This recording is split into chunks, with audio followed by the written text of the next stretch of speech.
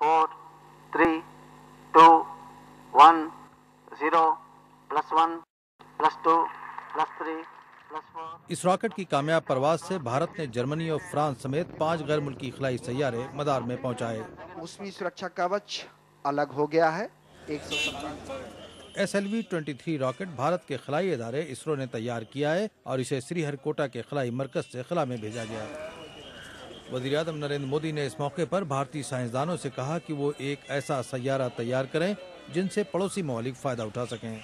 हमारा ये SAARC satellite का सपना हमारे सभी पड़ोसी देशों के कल्याण में काम आएगा और इसलिए मैंने आप सामने प्रस्ताव रखा है कि हम एक सार्क सैटेलाइट लॉन्च करके हमारे सार्क देशों को एक अनमोल नजराना पेश करें ताकि उनके कल्याण में हम भी भागीदार बने।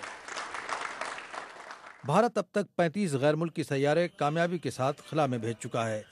अब वो 2000 किलोग्राम से ज्यादा वजन वाले सैयारे खिला में भेजने के तजुर्बे कर रहा है। Shakeel Akhtar, BBC news, Delhi.